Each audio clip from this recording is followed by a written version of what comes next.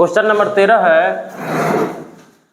Question number 13 है, एक प्रशिक्षक के पास 300 सत्य असत्य प्रकार के आसान प्रश्न, 200 सत्य असत्य प्रकार के कठिन प्रश्न और 500 बहुविकल्पीय प्रकार के आसान प्रश्न और 400 बहुविकल्पीय प्रकार के कठिन प्रश्नों का संग्रह है। यदि प्रश्नों के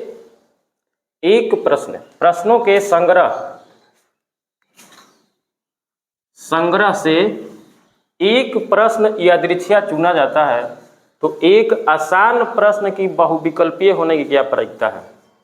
तो इसमें एक आसान प्रश्न की बहुविकल्पीय होने की प्रायिकता निकालनी है, यानी कि हमें पहले से बहुविकल्पीय गिवन दैट है तो आसान प्रश्न की कंडीशनल प्रोबेबिलिटी निकालना है। तो इसके लिए हम लोग क्या करेंगे,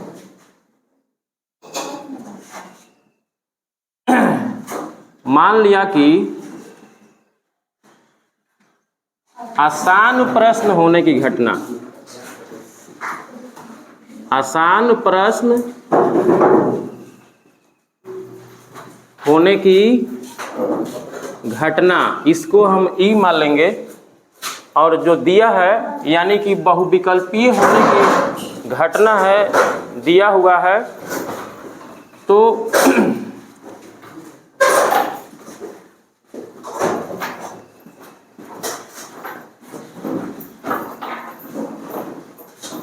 बहुविकल्पीय प्रश्न की घटना ये हो जाएगा एफ। तो यहाँ अगर हम लोग ई इंटरसेक्शन एफ निकालें, यानी कि आसान प्रश्न और बहुविकल्पीय प्रश्न में क्या कॉमन है, तो यहाँ 300 जो प्रश्न है वो सत्य असत्य प्रकार के आसान प्रश्न है और 200 जो है सत्य असत्य प्रकार के कठिन प्रश्न है। तो हम लोग को क्या करना है कि आसान प्रश्न और बहुविकल्पीय प्रश्न में कॉमन देखना है। तो यहाँ पर 500 बहुविकल्पीय प्रकार के आसान प्रश्न है तो ये आसान भी हो जाएंगे और बहुविकल्पीय भी हो जाएंगे। तो यहाँ ई इंटरसेक्शन एफ जो है 500 हो जाएगा। ठीक है, number of E intersection F यहाँ 500 हो जाएगा। और बहुविकल्पीय प्रश्न कितने हो जाएंगे, तो बहुविकल्पीय प्रश्न की घटना यानी कि बहुविकल्पीय यहाँ पर 500 है और यहाँ पर 400 है। तो ये नंबर ऑफ एफ की जब बात करें तो ये कितना हो जाएगा, 500 प्लस 400, ये कितना हो जाएगा 900। ये आवश्यक प्रोबेबिलिटी निकालना है,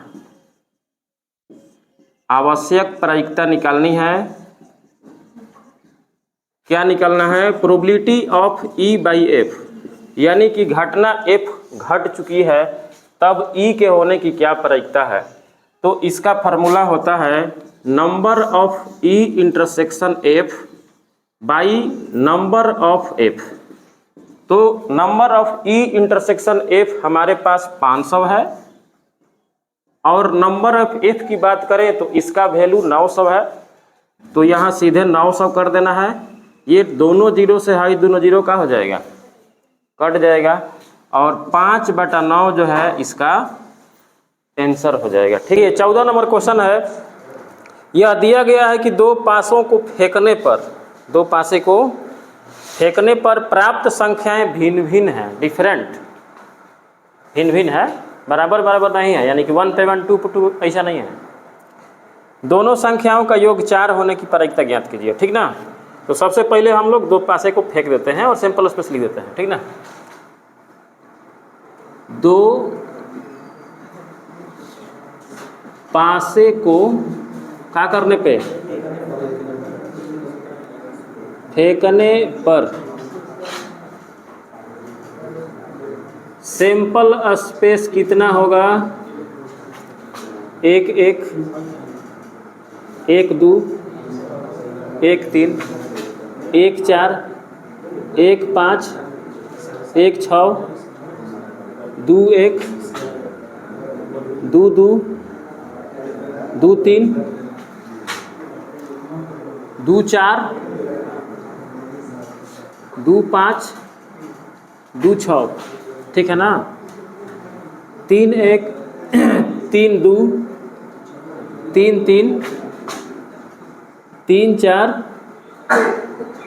3 5 3 6। और आ जाइए इधर 4 1 4 2 4 3 4 4 4 5 4 6। आ जाइए और 5 1 5 2 5 3 5 4 5 5 5 6 6 1 6 2 6 3 6 4 6 5। और यहाँ लिख देते हैं, थोड़ा बढ़िया फील आ जाता है। देखो पासा हम उछाल दिए ना, देखिएगा एक दो पासे को फेंकने पर, 2 पासे हम फेंक दिए, नंबर ऑफ फेस 36 हो जाएंगे। तो यहाँ कह रहा है कि यह दिया गया है कि 2 पासों को फेंकने पर प्राप्त संख्याएं भिन्न भिन्न हैं, बिल्कुल अलग अलग है। अब वो गिवन दैट है, पहले से दिया हुआ है, तो हम उस घटना को एफ मानेंगे, ठीक है ना। और दोनों संख्याओं का योग 4 होने की प्रायिकता निकालना है। तो हम बताए हैं कि जिस संख्या की पॉसिबिलिटी निकालनी है, प्रोबेबिलिटी निकालनी है, उसी को ई मान लो, ठीक ना। तो यहाँ क्या मानेंगे हम लोग, माना कि ई बराबर दोनों संख्याओं का योग 4, ठीक ना। दोनों संख्याओं का योग 4 होने की घटना, ये सब घटना में लिखा जाता है। तो अब थोड़ा सा ये बताना है आप लोगों को कि दोनों संख्याओं को हम जोड़ेंगे तो 4 आएगा। ऐसा कौन कौन हो सकता है? रुकिए, घबराइए मत, पहले हाई 1 3 हो जाएगा ना, उसके बाद 3 1 हो जाएगा। अच्छा ठीक है, पहले 2 2 लिख देते हैं, 2 2 3 1 1 3 3 1। और है जिसको जोड़ने पे 4 होगा? नहीं है ना, तो बस इतना ही होगा। और इसमें दोनों हम अंकों को जोड़ेंगे तो कितना आ जाएगा? 4 आ जाएगा। अब एफ कह रहा है कि दोनों पासों पर प्राप्त संख्याएं कितनी है भाई? तो भिन्न भिन्न है। तो भिन्न भिन्न है, इसका मतलब कि आप इसको छोड़ दीजिए, आप इसको छोड़ दीजिए, इसको छोड़ दीजिए, इसको छोड़ दीजिए, इसको छोड़ दीजिए और इसको छोड़ दीजिए। इस सब को छोड़ के बाकी जो 30 को बचेगा वहीं हो जाएगा। क्योंकि इसको ध्यान से देखिएगा ना तो पता चलेगा कि पहिलका पासा पे भी 2 है और दूसरा पासा पे भी 2 ही हैं। तो प्राप्त संख्याएं भिन्न भिन्न कहाँ हो रही हैं, जबकि अन्य पासाओं पे ऐसा हो रहा है, ठीक ना। तो क्या करिएगा, चलिए लिखना पड़ेगा, थोड़ा सा लंबा होगा, 1 2 1 3, ठीक ना, और 1 4, थोड़ा सा लंबा हो जाएगा, हम डॉट डॉट कर लेते हैं, है ना। यानी कि कहने का मतलब है कि देखिए 1 1 2 2 और कहाँ गया 3 3 4 4 5 5 6 6। बस इस सब को छोड़ के बाकी हो जाएगा। तो हम लास्ट में केवल 6 5 यहाँ डॉट डॉट करके लिख देते हैं, समझ में भी आ जाएगा, ऐसी कोई बात नहीं है। अब हम लोग को करना क्या है, मेन चीज़ है कि हमको ई पता करना है कि दोनों में कॉमन क्या है। तो देखिए दोनों में हाई तो कॉमन होगा नहीं, क्योंकि ये जो है ना सेम पे है, पहले पासे पे भी 2 है और दूसरे को पे 2 है, ये तो भिन्न भिन्न नहीं है, तो कहाँ से कॉमन होगा? तो कॉमन 1 3 और 3 1 होगा। कौन होगा? 1 3 और 3 1 होगा, सीधी सी बात है भाई, यही हो जाएगा। और उसके बाद इसका नंबर काउंट कर लेंगे, उसका नंबर काउंट कर लेंगे, हम लोग का काम हो जाएगा। तो number of E intersection F बराबर क गो है? 2 गो है। और नंबर ऑफ एफ क गो है भाई? तो देखिए 36 में से वो 6 को घटा लो, 36 में से वो 6 को घटा लो, 30 गो हो जाएगा। अब हमें जो भी निकालना है, क्या निकालना है? अब हमें जो भी निकालना है उसका सीधे फार्मूला लिख देंगे। आवश्यक probability equal to probability of E by कितना? एफ। तो कहाँ लिखेंगे इसको बताओ? सीधे नया जमाना वाला फार्मूला लिखो, ई intersection F by number of F. कोई दिक्कत नहीं है। तो ये कितना है? ई इंटरसेक्शन एफ का है भाई 2 गुना है। देखिए तो 2 गो है और नंबर ऑफ एफ कितना है? 30 गो है। तो 2/30 करेंगे तो कितना होगा? 1/15 होगा और यही इसका आंसर हो जाएगा। क्या दिक्कत? ठीक है। नंबर 15 है, एक पासे को फेंकने के काची, ध्यान से समझिएगा, ठीक है ना, बहुत मतलब तगड़ा टाइप के क्वेश्चन है। एक पासे को फेंकने के परीक्षण पर विचार कीजिए। एक पासा को फेंकना है और उसके परीक्षण यानी कि ट्रायल पर विचार करना है। यदि पासे पर प्रकट संख्या 3 का गुणज है, 3 का गुणज है, तो पासे को पुनः फेंकें और यदि कोई अन्य संख्या प्रकट हो जाता है तो एक सिक्का को उछाल दें, ठीक ना। उसके बाद न्यूनतम एक पासे पर 3 प्रकट होने दिया गया है, तो घटना सिक्के पर पट प्रकट होने की सप्रतिबंध प्रायिकता ज्ञात कीजिए। तो हम लोग आराम से सैंपल स्पेस निकालेंगे, ठीक ना। आराम से क्या करेंगे? सैंपल स्पेस निकालेंगे।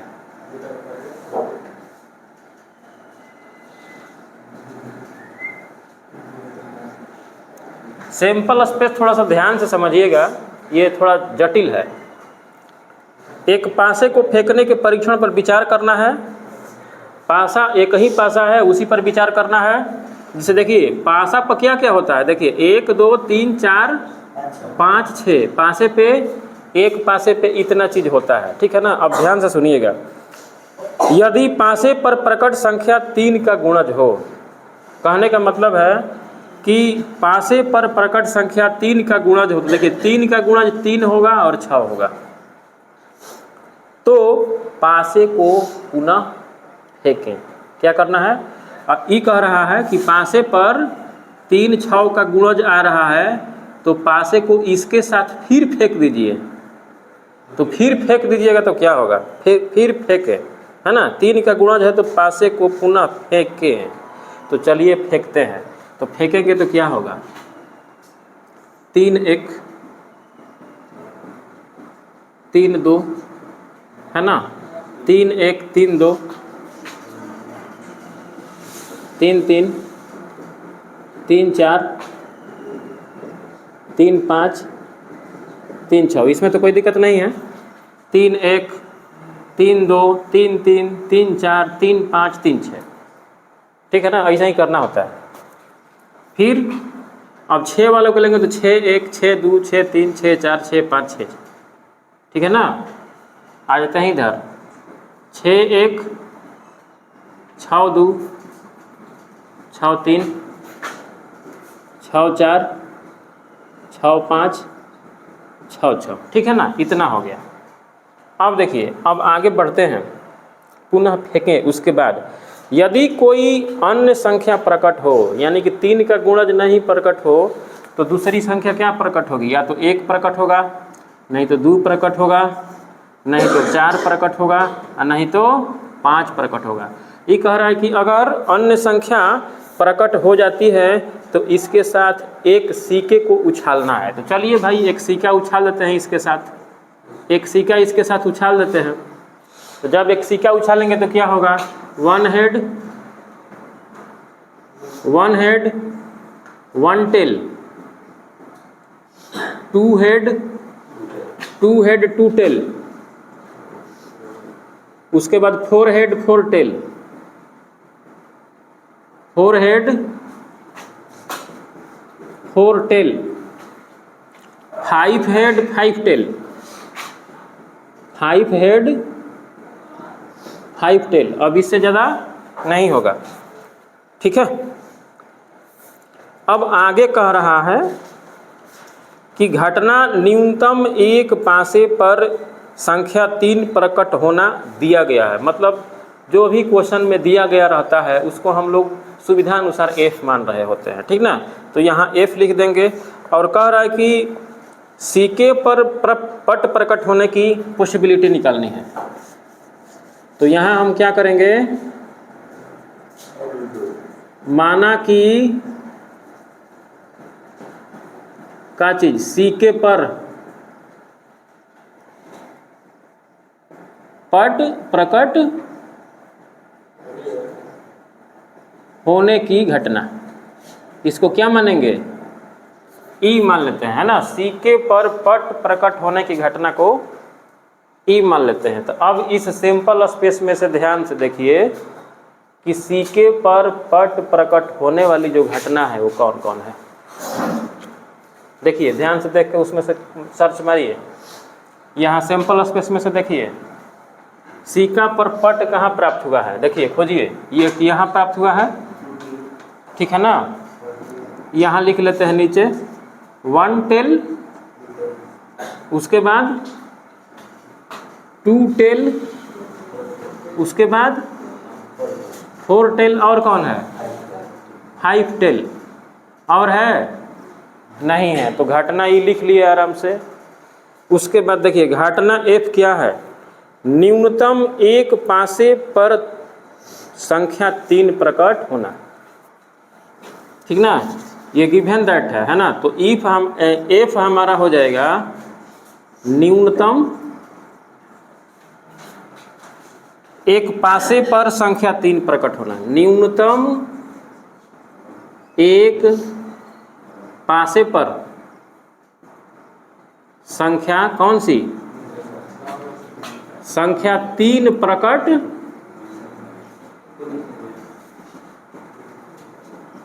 ये है, ठीक है, ये बात है। चलो तो न्यूनतम एक पासे पर संख्या 3 प्रकट होने की घटना, न्यूनतम 3 कहाँ प्राप्त हो रहा है, इस चीज को इस सिंपल स्पेस में से देखिए। तो ध्यान से देखोगे तो क्या मिलेगा, f क्या मिलेगा बताइए, f क्या है, न्यूनतम एक पासे पर संख्या 3। तो देखो यहाँ भी है ना, उसके बाद यहाँ भी है, 3 3 लिया जाएगा कि नहीं बताइए, 3 3 लिया जाएगा ना, लिया जाएगा। न्यूनतम एक पासे पर संख्या 3 प्रकट होने का मतलब होता है कि एक पासे पर कम से कम 3 जरूर होना चाहिए। अगर 2 पे भी हो जाता है तो कोई दिक्कत वाली बात नहीं है। न्यूनतम का मतलब ये होता है, न्यूनतम को बोलते हैं हम लोग कम से कम, क्या बोलते हैं, कम से कम। इंग्लिश में कहोगे इसको एट लिस्ट। हम कहें कि हमको एट लिस्ट 500 दीजिए तो 500 आपको ज़रूर देना है, अधिक भी दोगे तो लेंगे, इसका मतलब ये होता है। वो लोअर लिमिट है, ठीक है ना। न्यूनतम का मतलब समझिए, तो कम से कम 1 3 जरूर लेंगे, अगर अधिक भी होगा तो उसको लेते चलेंगे, ठीक ना।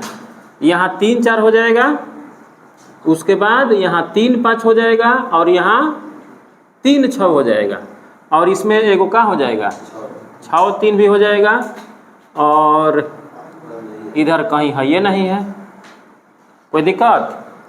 तो हम लोग को निकालना ये है कि f भाई गिवन दैट है, f घटना दी हुई है और e की पॉसिबिलिटी निकालनी है। तो इसके लिए हम लोग क्या करते हैं, इसके लिए हम लोग क्या करते हैं भैया, तो e और f में देखते हैं कि कॉमन क्या हो रहा है। तो दोनों में क्या कॉमन हो रहा है, कुछ मिल रहा है, क्या चीज़ मिल रहा है भाई, नहीं मिल रहा है, क्या मिल रहा है, कुछ भी नहीं मिल रहा है। तो 0 दे के अगर पेटा फाड़ दो, 5 हो गया, मतलब कुछ मिल ही नहीं रहा है, इसका मतलब नल सेट है, कुछ नहीं मिल रहा है।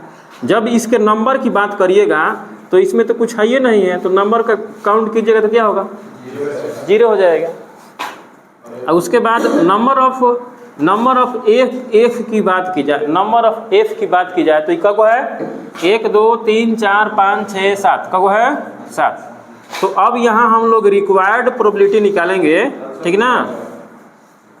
आवश्यक जो प्रायिकता है निकालेंगे, क्या निकालेंगे भैया, probability of E by F, यही निकालना है। तो इसका फार्मूला होता है ई इंटरसेक्शन एन वाला लगा रहे हैं, है ना, एन वाला ज़्यादा बेहतर है, बढ़िया है, जल्दी बन जा रहा है। तो number of E intersection F by number of F, ठीक है ना। तो यहाँ हो गया 0, यहाँ हो गया 7, 0 में 7 से भाग देंगे तो क्या होगा 0, तो यही इसका आंसर हो जाएगा। ठीक है, कोई दिक्कत? चलिए ठीक है। नींद लगा तो का हो,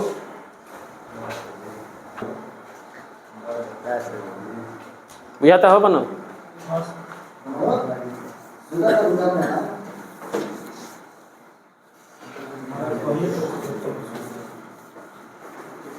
देखिए एक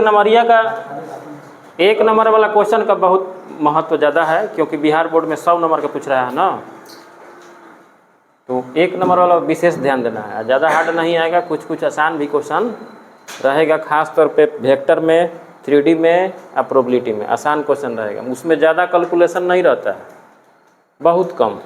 तो देखिए ये NCERT का ऑब्जेक्टिव है, ठीक ना।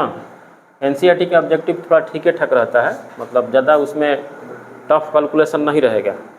तो क्वेश्चन नंबर 16 है, यदि प्रोबेबिलिटी ऑफ A बराबर 1/2 हो जाए और प्रोबेबिलिटी ऑफ B 0 हो जाए तो probability of A by B है। तो इसमें क्या करना है, इसमें आपको क्या करना है, प्रोबेबिलिटी ऑफ A दिया है और ये दिया है और वही पूछ रहा है, तो सीधे हम लोग क्या करेंगे कि उसी का फार्मूला लेके चलेंगे। Probability of A by B निकालना है, तो इसका क्या फार्मूला होता है, मेन वाला फार्मूला यूज करना पड़ेगा, ये बात समझ लीजिए। जैसा देश वैसा भेष, जैसा इसका दिया हुआ है कंडीशन, उसके हिसाब से ना फार्मूला यूज करेंगे। क्या होगा, PB। तो मान लो इसका वैल्यू हमें नहीं पता है, और इसका वैल्यू 0 है, तो ये ध्यान रखना है कि किसी भी क्वेश्चन का अगर डिनोमिनेटर में 0 हो जाए तो क्या होता है, नॉट डिफाइंड, यानी अनडिफाइंड। तो इसका ऑप्शन सी सही हो जाएगा, ठीक ना। क्या हो जाएगा, ऑप्शन सी इसका सही आंसर होगा। क्या चीज़, परिभाषित नहीं, क्या दिया है इंग्लिश में, नॉट डिफाइंड। कोई दिक्कत, कौन सा ऑप्शन होगा, ऑप्शन सी, कोई दिक्कत है ना। कहने का मतलब ये है कि यदि A और B दो घटनाएं इस प्रकार है कि ये और ये बराबर है, बस ये इस बात को समझा रहा है कि डज नॉट इक्वल टू 0, यानी कि ये 0 के बराबर नहीं है, ठीक ना। तो हमें कौन सा ऑप्शन मानना पड़ेगा, तो यहाँ थोड़ा सा हम लोग इसको बढ़ा के देखते हैं, है ना, इसको हम लोग बढ़ा देते हैं। तो देखिए यहाँ बढ़ाएंगे तो क्या होगा, probability of A intersection B by PB होता है ना, और यहाँ probability of A intersection B by PA हो जाएगा। तो यहाँ से तो ये कॉमन है, ये कट जाएगा, तो कहीं दिक्कत वाली बातें नहीं है, बाई क्रॉस मल्टीप्लिकेशन कर दीजिए, PA बराबर PB। कौन है क्वेश्चन, ऑप्शन इसका D सही हो जाएगा, कोई दिक्कतें नहीं है, एकदम हलवा है। PA बराबर PB आ रहा है, तो ऑप्शन D इसका ऑप्शन हो जाएगा, ठीक है।